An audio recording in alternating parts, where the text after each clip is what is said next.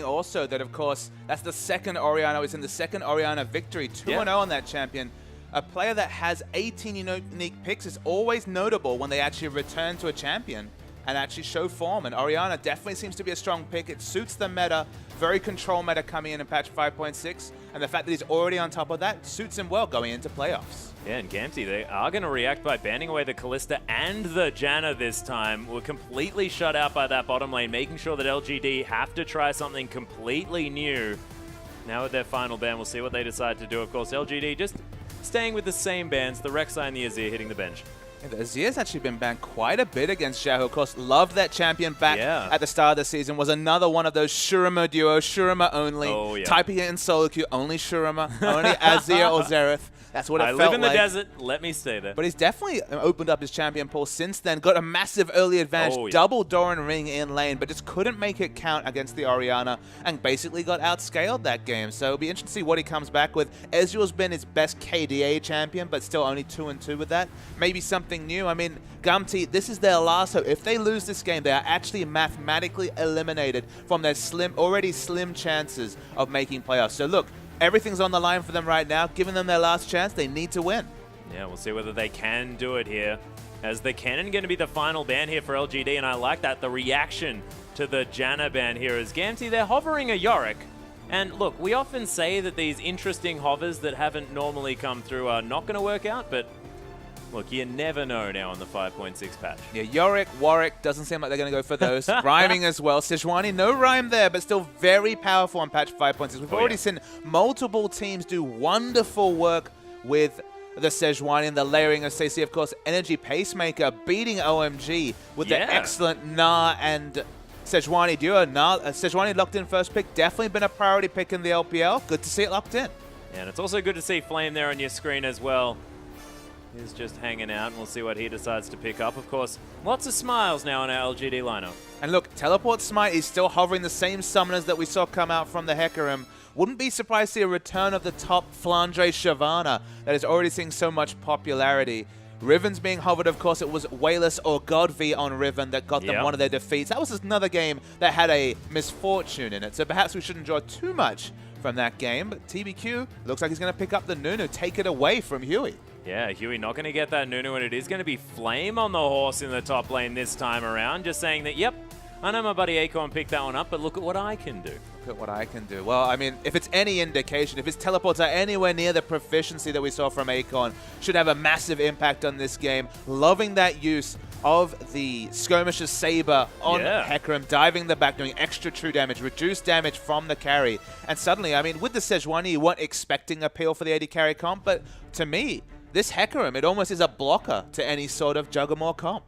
Yeah, it's interesting, and we do have Tail actually looking at his formerly formidable Corki here as well. And do you think with the fact that Nunu and Hecarim have been locked in, of course, has switched over to the Lucian now as well, is this a big enough sort of front line here for our LGD lineup? I mean, in general, so much Corki priority this season, and it feels like 5.6 is the end of the Corki priority, and wow, we finally see this. We've been talking about it off-air, Atlas. Yeah. One of the best matchups for Vayne, actually, is the skill matchup against Lucian, just because you can easily tumble Piercing Light and win those damage trades with your instant reposition in the tumble. So Imp, a noted Vayne player for many years, since he entered the competitive scene back in 2011 or the start of 2012, locks in the Vayne.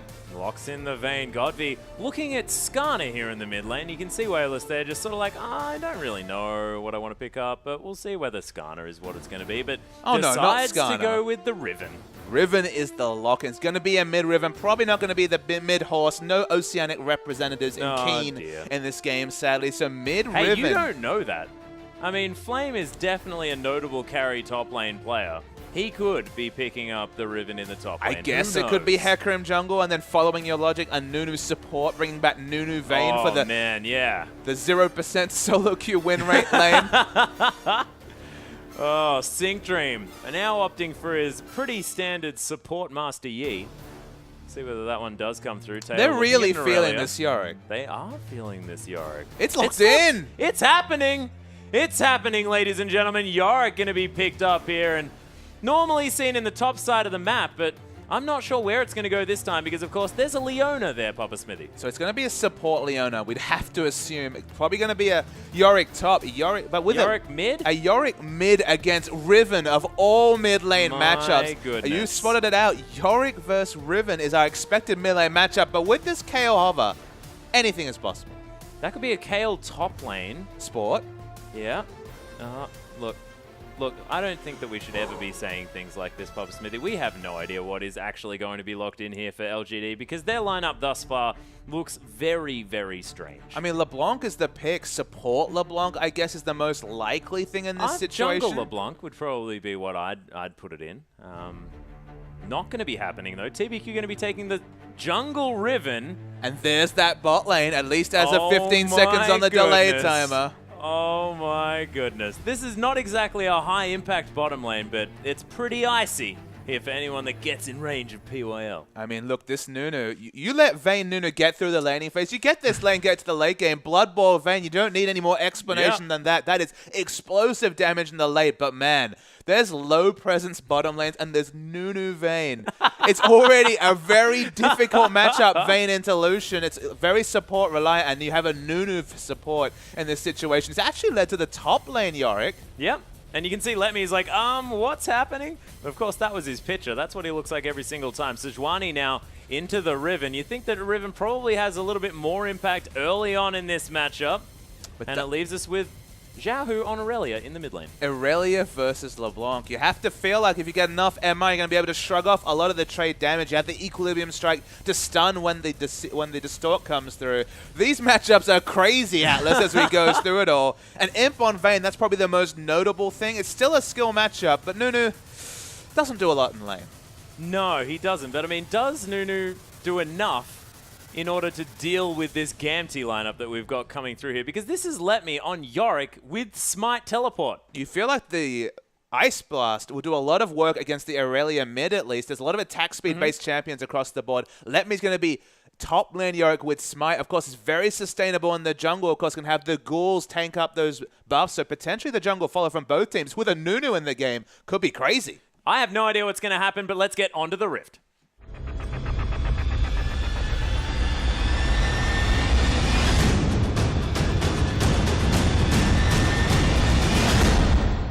And here we are, ladies and gentlemen, onto the Rift for Gamtee versus LGD. The first game, a whole lot of meta picks, some standard play, LGD running away with it, and now we have this game. And I can assure you, viewers, that these champions are listed in the correct order. Top jungle mid, 80 carry support. I think so. I'm not entirely sure. Let Me might actually be doing his best Acorn impression here, but not going to be as far up, and him just going to be able to get a tumble auto on him, and there's the shield to come through as well. Let Me going to be safe this time. Actually heading out just to see whether that cheeky lane swap ward is coming through, because LGD, they do not want to be in a 2v2. And on this side of the jungle, this was where, of course, Acorn, not Flame, but Acorn last game was caught out. So the 5-man invade, much like we saw from Gamtee, not going to get exactly the same results. You're going to get wards down. You have to say at level 1, if you skill the Consume on Nunu, you have so much buff control with 2 smites and a Consume. But man, if you enter lane as Nunu Vayne and the Nunu has Consume, we're talking about low lane pressure, and there's Nunu with Consume. Literally can do nothing. Why didn't PYL take Smite as well? Imagine that, the buff control. Well, I feel like we need to wait for Snake to play to see the infamous triple Smite action. Double Smite, people have stayed reserved so far. And Xiaohu is doing a lot of damage level 1. Yeah, you can hear the crowd yelling about this one as well. I mean, that Blade Surge onto the backline minion, managing to get a whole lot of auto attacks, and then Blade Surge again? Lots of damage here under Godby thus far in this lane. Of course, does have some potions there, some biscuits in order to heal himself back up, and see what happens when level 2 is hit, because that's when Aurelia is really going to start being a problem. Blade Surges himself to PYL, who just does a drive-by Ice Blast. A drive-by Ice Blast. Shades of Season 1 Nunu ganks coming through. Doesn't have Consume for the Consume Ice Blast maneuver to push the lane in. Oh, cute. But able to throw out the Ice Blast anyway. And as you mentioned, they get the lane swap they desperately needed LGD. They could not look for a 2v2. So in all this craziness, double Smite, lane Nunu coming through, Xiaohu on mid lane Aurelia. It's a good time to be alive. Yeah, but look at Xiaohu. He's actually playing this lane really, really nicely. Able to Blade Surge around. Almost looks like Yasuo here in this lane. just launching himself around onto these minions, keeping himself relatively up there as far as that health is concerned, and continuing to stay up with the farm. I guess we don't know if Irelia is one of his mid lane champions. Maybe it's just his top lane fallback if he's forced onto the top lane role. But there's the trade damage. Gamtee will get away. Doesn't have any points in his hit end style just yet. So the sustain not quite there, and definitely chunking through the flask and potions. Yeah, still has a few potions there, but let me look at these ghouls tanking up the turret. Sync Dream hangs around as well as Huey's here to help out. Let me at level 2. Yorick pretty good in the jungle. And the thing about Yorick jungle is, of course, the jungle pressure is very low, but he's so sustainable. The deceptively high health in any situation. Now a top lane Yorick, you can just have so much dragon control in this game. They're going to get it completely. They don't even have to exit lane for very long, just because Yorick, he just sits there and whacks away with his shovel. Yeah, and Gamtee now in a fair bit of trouble. There's the flash into the Equilibrium Strike as well. Oh my goodness, Sync Dream lands it! There's the exhaust, and first blood going to Huey here on the Sejuani. And you could see how much they wanted it. Triple flash was expended to pick up the kill, so even the always slippery Wayless fell down. That's a kill down to Gamtee to answer, and a dragon actually as well. It's a good start there for Gamtee. Yeah, and look at Tail playing so aggressively under this turret. Flame and POL need to be very careful as it's a 4v2 here. See whether Gamtee can actually juggle the aggro as only 2 creeps left. Is going to mean that that permafrost from Huey going to help out there as getting a little bit of damage done, but LGD going to survive another wave. And the junglers are going to head back. Yeah, it was a very good timing to come through.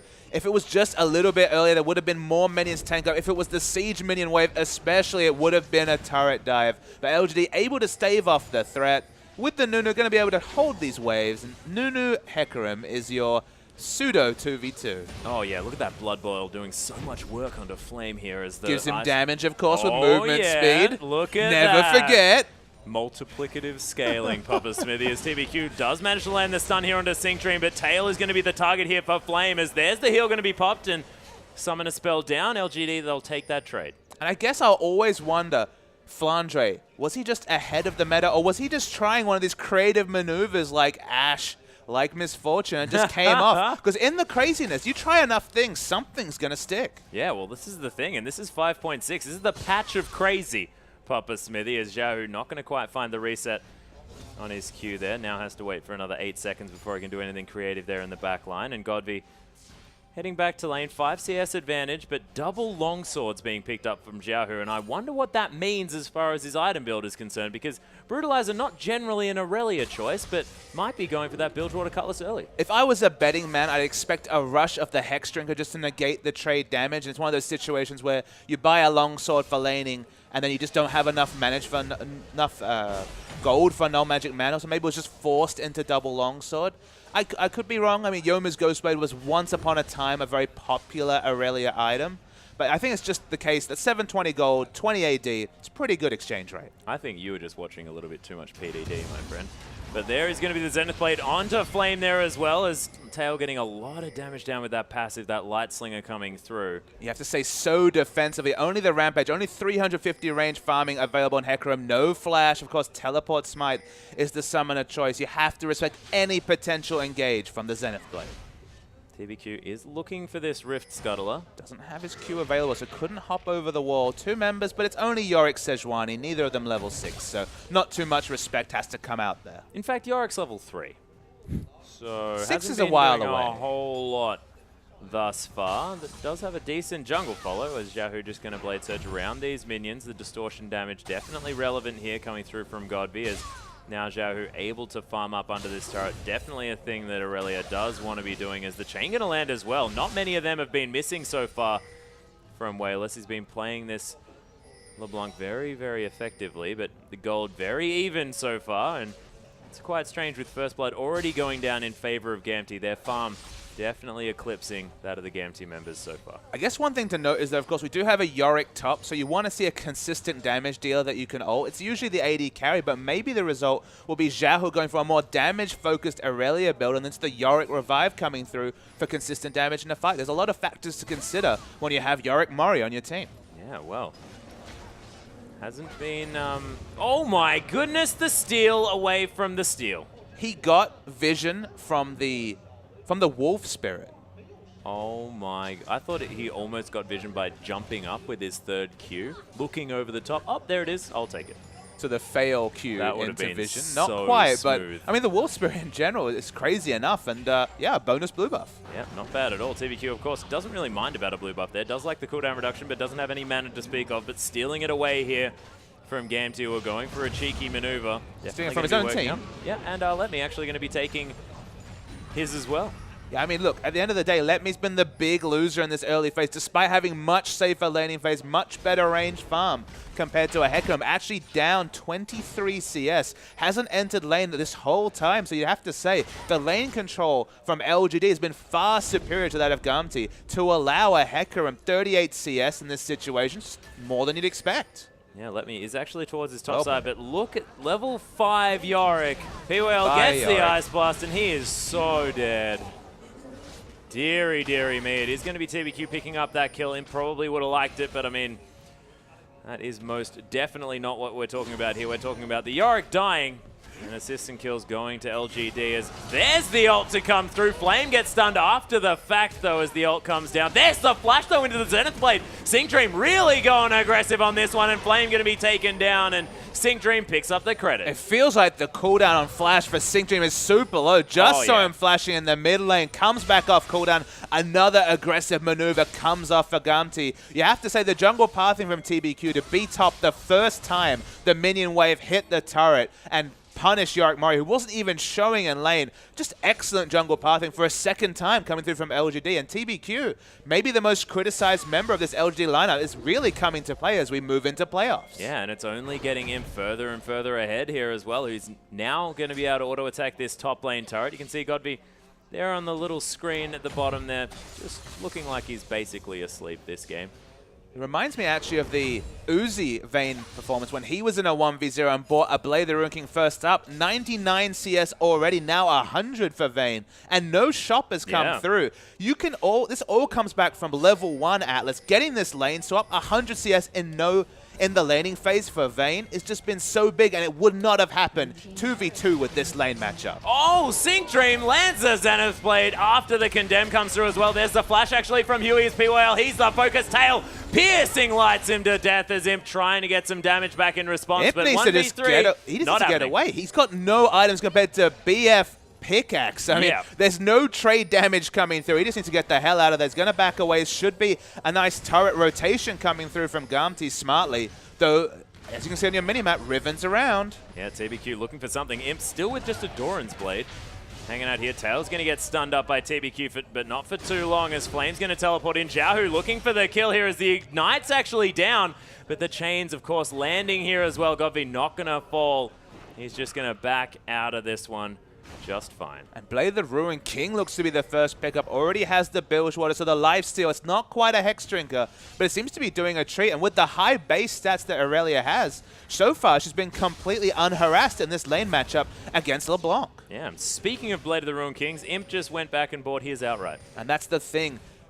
It all shows how important the lane swap was, and this looked like another dive coming onto Flame. Yeah, Shield of Daybreak. There's the ultimate there as well, as Flame is most definitely dead towards his top side. Couldn't even use it. Nope.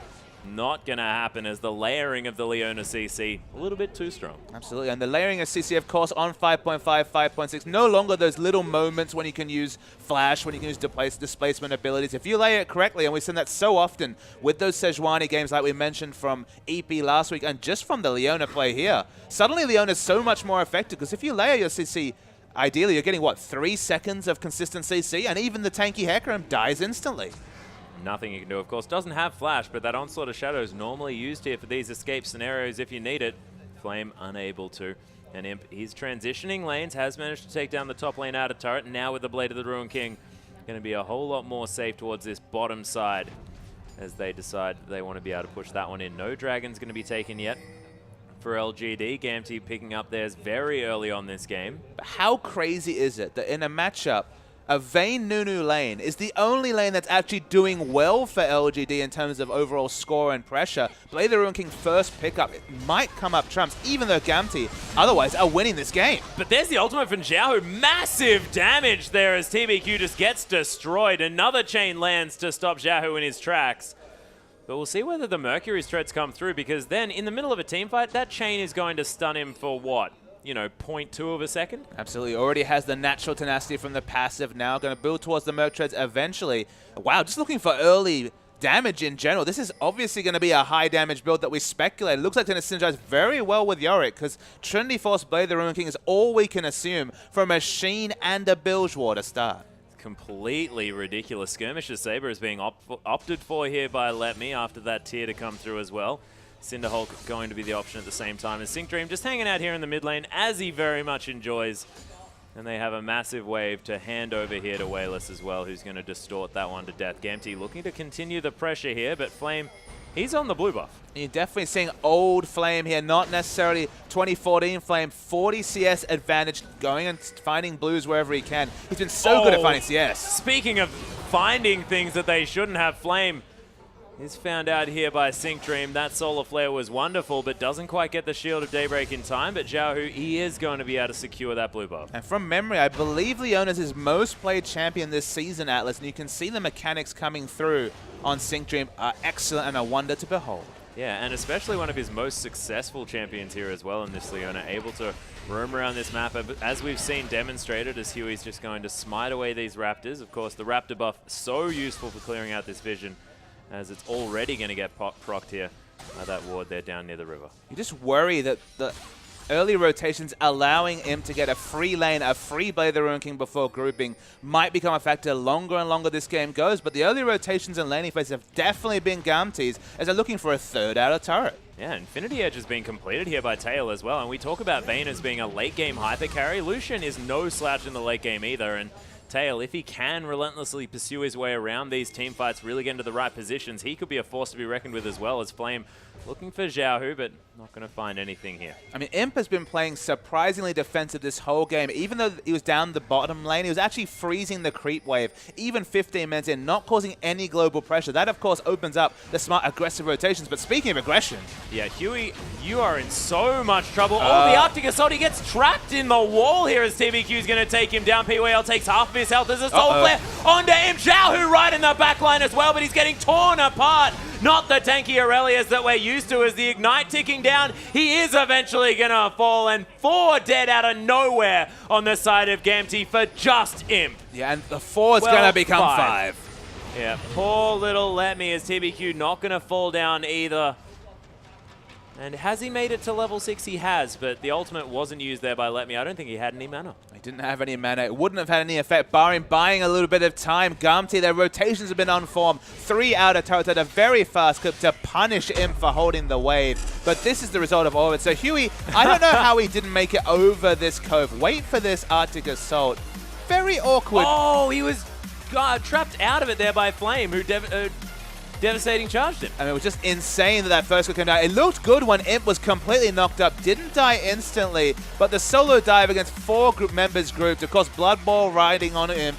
They have a lot of... If you dive into this LGD team, you're going to definitely feel the pain. And ironically, Let Me teleported late once again and found a party he was not invited to. Yeah, and he was not interested in really being a part of either, of course. Didn't bring anything of his own. He didn't bring a plate of food or any manners. There's the flash into the distortion here by Godby, who decides to miss every ability and get Zenith bladed here as well, as Tail looking to try and pick up the kill, and does relatively easily. Flame teleported in. The ult does get the stun there with the Solar Flare, but Onslaught of Shadow is going to get him to safety, and Gamtee, they're going to start off their second Dragon of the game. Definitely not a clip that will be contained on any Wayless highlight reels for his LeBlanc play there. No. Just poor mechanical play. Opens up a kill. I mean, LGD were just getting back into this game. They just aced the Gamtee lineup. They closed the goalie that had managed to grow. But things are suddenly looking good for Gamtee again. The rotations continue. Oh, and Flame is just getting so much attention on this map. Tail doing a lot of damage. Sync Dream netting himself another kill. And our friend Doa would definitely be proud of this support play. I mean, very bloodthirsty support play. But Imp and PYL need to be more involved in this game. Spent so much time freezing waves, hanging back, not grouping with the team. Gamtee are grouping and taking advantages all over the map. 2,500 gold is the lead again, and they keep pushing. Yeah, and actually, Imp, they do manage to get the inner turret there on the bottom side, but of course, this turret is an inhibitor turret, and it's already dead here for Gamtee. They've broken through the base, as TBQ might be in trouble here as well, as Tail Very aggressive on this Lucian, throwing an Ardent Blaze back as well. LGD not going to lose an inhibitor this time around, but losing 2 turrets in a row for 1. Probably not the trade that LGD were looking for. Yeah, the rotational play definitely poor from LGD, and Flame once again. Flame can just not find an area without 4 members of Gamtee in it at all on this map. And he was 40 CS ahead of his lane opponent. Look at Yorick now, he's only 10 CS behind. Flame has spent the better part of the last 5 minutes with a gray screen, kind of pondering his life choices dead on this rift. And Yorick's found CS. LGD in general have been completely out-rotated. You sub out Akon, you bring on Flame, and suddenly the rotations, for whatever reason, have gone away. Yeah, well, and I mean, I guess they do have Let Me there, so Flame wants to spend so much time in the Death Chamber. He can efficiently get there. Grave digging definitely going to be available for our Gamtee squad, as Godv or Wayless going to just distort his way into a brush. Checking for some pink wards there as he heads back to his original position. And with any other top laner than Yorick Mori, this would be a very poor build choice, going double damage items against a LeBlanc, Hecarim, Riven top sign of trio, but when you've got Yorick Mori for the potential consistent damage while you're dead, it's actually fine to go full DPS Aurelia in the mid, and she has to be respected. She does crazy burst and sustained damage. Yeah, and there's the culling to come through from Tail, just eradicates this wave. Now with his 2-item power spike here as well with the Static Shiv, a lot of burst to come out very early on with that particular duo of items. The guaranteed crit from the Static Shiv going to be a lot of damage. Tail definitely scaling through this one. Imp probably looking for a Phantom Dancer moving into this game. He does have the Alacrity enchantment already completed. A double Alacrity. There must be some theory crafters on the LGD analyst lineup that really value that extra 20% movement speed early, because they're 2 games. Echo Vein. Luden's Echo Vein. I think that's probably a bridge too far, even in seedings week here, Atlas. Probably not going to be any AP Veins coming through, though.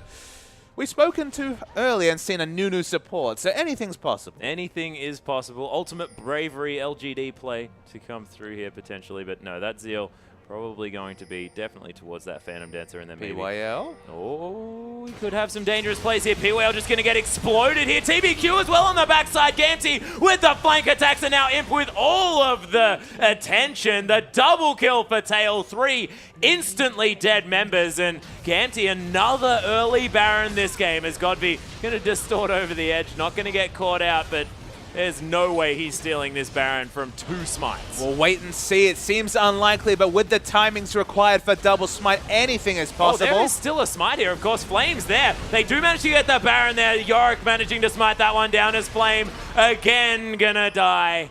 And Let Me picks up his first kill of the game. And you just worry for even Vayne in these teamfights. So many backline divers. Wow. Jahu actually manages to get killed before the Equilibrium Strike goes off. Godv's gonna die. Tail picks up that kill, and Jahu just typing worth pretty efficiently there in chat. And TBQ, he's got a lot of armor penetration, but no tanky stats at all. Yeah, so we're gonna see the replay. PYL goes for the face check, instantly dies as expected, even as the Nunu support. Not tanky enough. TBQ caught by the Sejuani Glacial Prison as well, and Imp dies instantly. So it's a free Baron in this situation.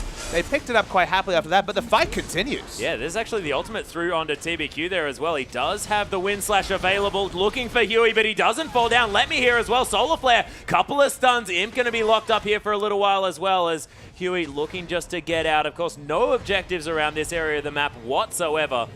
No point in really fighting as Gamtee. They're just going to take the Rift Scuttler, and Let Me more than happy to lock that one away. And we'll see when this Manamune comes through, because he's been sitting on this tier for quite some time, has Let Me. And the Wayless actually being the one member to lose Baron buff will be very significant for LGD, because no one can trade damage with Wayless as strong as, Jahu falling down.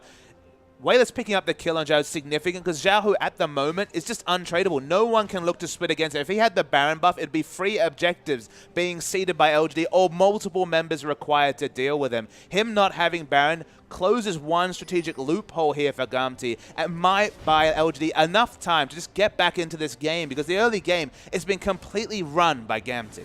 Yeah, and already, I mean, Tail, he's on his way to those Berserker's Greaves, has an extra BF sword here as well. Looks like the Bloodthirst are going to be the next option as Gamtee. Lots of damage going down on this inner turret in the mid lane as Zenith Blade comes through from Sync Dream. A little bit of zoning to happen there. There is no wave clear on LGD's side. No, they are not able to do too much at all apart from... Oh, there's actually the Glacial Prison. Not going to find anything there as they're looking to get Godby out of this fight immediately. But, of course, the inhibitor turret going to fall down. PYL just gets destroyed. Flame now in a whole lot of trouble. Where's Imp? My goodness, finally into the fight here as Tails going to take down another kill. But Tails dead in the back line. My goodness, the double kill for Tail eventually towards the end there as Imp. He's going to get taken down because that's the Yorick ultimate. The triple kill to come through. And I think LGD may have forgotten about the Ghost, just like I may have. And Xiaohu's still alive, chasing Imp. They just want to stop Imp from teleporting back, but Sync Dream's fast. Yeah, Sync Dream's fast, but doesn't have a whole lot of damage as Letme does manage to land the slow. The Zenith Blade not going to find him as the Skirmisher Saber onto Letme there as well. As, my goodness, Godby comes through the backside, but Sync Dream's going to be okay with that face of the mountain. And Xiaohu looking to try and get this LeBlanc. But Godfrey actually buys enough time for Imp to get out, so excellent bit of support coming through from the mid laner. Lets Imp survive. Base once again is completely in ruins. Gamtee going to pick up a Dragon. I believe this is their third. 3-0 will be the Dragon score. And Gamtee well on the way to winning this game. Yeah, although LGD, I mean, they saved 2 inhibitors, you have to think, by having that chase happen. And they did, but I mean, the next push will come through. No wave clear available, so these turrets, very difficult for them to protect. Yeah, sorry about my little arm there, but that's a double BF sword coming out from Tail. He just wants damage. Absolutely. He's just looking for trade damage, I guess, in this situation. So Gamtee, they get the free turret because there's no wave clear whatsoever. PYL does instantly to 1 piercing light in general. Flame, as usual, he has to eventually re-engage. It's a suicide re-engage, of course. They do get the kill onto Tail, but the Yorick ult riding on him already means the consistent damage doesn't stop. In this situation, they keep fighting. Tail's still doing a lot of damage despite the damage reduction when you're in that Yorick ult form. And it just feels like LGD are getting preyed upon. I think Imp's used his ult, though. Yeah, that's because Tail is most definitely dead as we get back into this one. Flame's going to get locked down, but that's not Imp, and Imp needs to be dealt with here. Doesn't get stunned up. It gets knocked up there by the Arctic Assault. Exhausted there as well, and he's going to die. PYL gets a full channel, but this support... Nunu not doing too much. He wants the turret. Yeah, looks for it. TBQ is there with a fair bit of damage. Looks to try and get some stuns off here as Letme's going to get chained up. Godby trying to get some work done, and there's the distortion. TBQ picks up the kill, but he's going to die for it. And Huey and Sync Dream very, very low. Godby trying to dodge around under this turret. Oh, the auto attack, not quite enough. As Wayless tries to do the best that he can as the last man standing. Tail back to life again as well, heading towards this mid lane, but this outer turret is going to fall down, and Wayless not going to go overly aggressive onto this support. He looked for the bonus kill on the support, wasn't able to get it, waiting for his ult cooldown to come back. It's back! It's back, looking for it, nails it.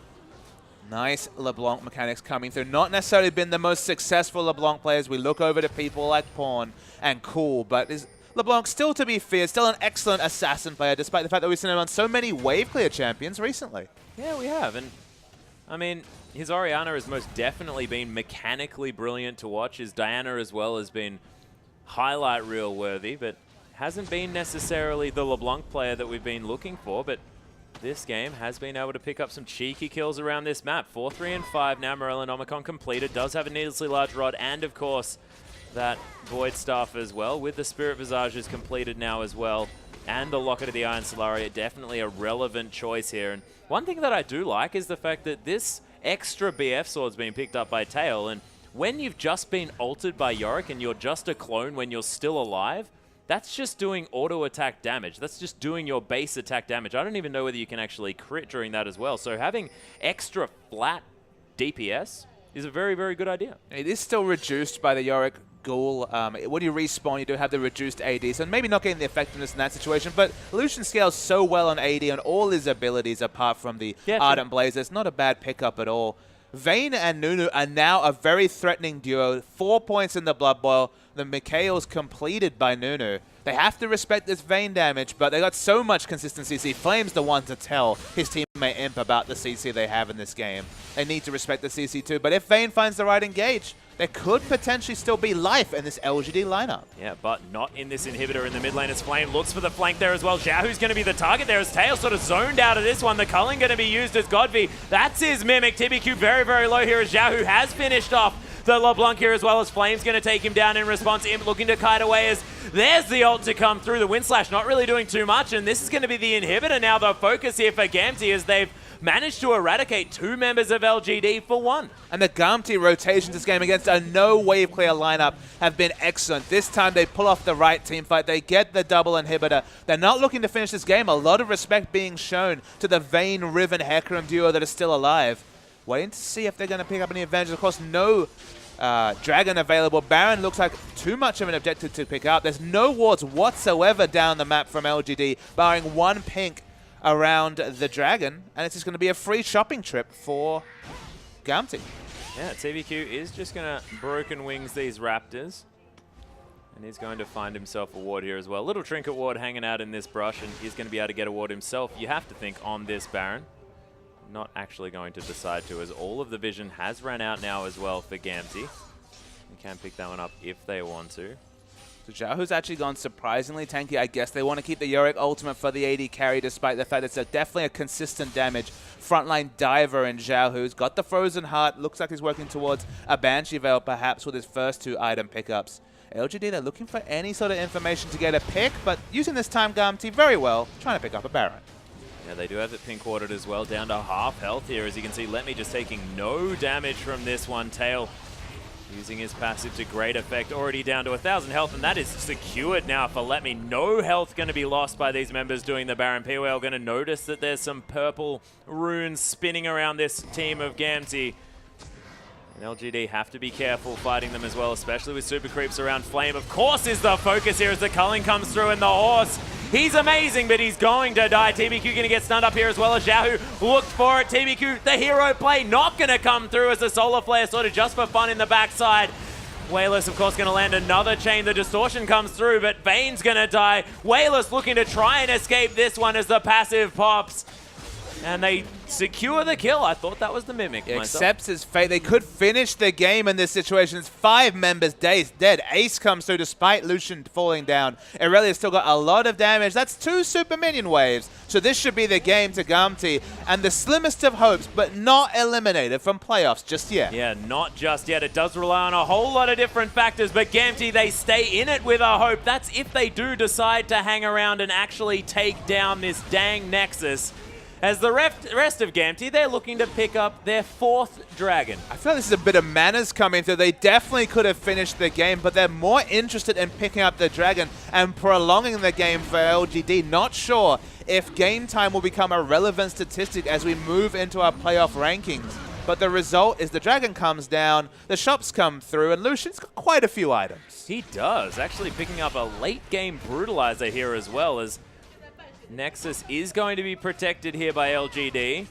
Massive minion wave there towards the top side as the Empowered Recall going to be thrown out by Xiaohu after pushing out that wave. Not wanting to stay there on his own as he's going to go back and pick up a couple more items. And let's see a replay of that last fight. So once again, Flame gets caught. Still very tanky. Has to re-engage because the defensive ult, he probably still would have died during the channel anyway. They get the secondary pick onto TBQ, who will fall. The only member that comes down is when Wayless really goes for the kill and picks up the Lucian after the Yorick ultimate, crucially, at timeout. Xiao, who has a lot of consistency in the front line with the Equilibrium Strike when he falls low himself. Being a focused target, you have to take down the DPS Irelia, but the fight's back on. Yeah, Imp is going down very, very low, but kiting effectively here as well. Huey does pick up the kill there eventually, and TBQ's going to die at the same time. Sync Dream locking that one down as he actually got ulted there, a little bit cute by the Yorick. Gamtee, for whatever reason, are going for the tutorial victory. They should just rush down mid. There's nothing to take down whatsoever. Ride the super creeps, but they want to just get down every structure possible to finish this game. I guess get as many turrets there on the scorecard, potentially. I'm not entirely sure whether this is an exam and you need to make sure that you do everything for the extra credit. I mean, the cramming has definitely been on point. The checklist has been checked a couple of times. Gamtee, they just want to go for the tutorial victory and get every single structure. What do they get now, though? Do they have to make sure that they kill every single ward on the map? The 5th Dragon's coming in a little while, Atlas. Yes. Sit around Dragon Pit for 4 minutes. No problem there at all, Gamtee. I like your decision making. You've taken everything else available. Blue buff going to be taken down here as well. Oh, no. Oh, they got it. Secured the Grump. And that's going to be the surrender as the culling came through. Aimed in the wrong direction. LGD, they tap the mat. And Gamtee, you have to think probably could have won that a little bit sooner, but still a victory is a victory nonetheless. Yeah, it was an interesting way to end the game. We're not looking for the fast close Strange things being seen on the Rift is not something surprising in the LPL, though. The handshakes still come through. 1-1's the score. As we mentioned, Gamtee all but eliminated, but in the perfect world, if the stars completely align, we might still see them in the playoffs. Yeah, and still smiles here as the handshakes come through. Definitely happy to be on the Rift here, as actually Flame not smiling so much, but he got focus fired so heftily that game. But ladies and gentlemen, we still have a big day of LPL to come. 3 more matchups heading towards you, and you can see Wayless on your screen there wrapping up his keyboard in dismay after that relatively appalling play towards Tail in the bottom side of the map. But things going well so far for LGD, despite the fact that they just went 1-1. And World Elite fans in general will have their eyes trained on the stream next game, Atlas, because it will be M3 taking on EP. And if M3 pick up the 2-0, World Elite are eliminated from playoff contention. And this is a massive one. So ladies and gentlemen, we're going to go to a short break, but afterwards, M3 taking on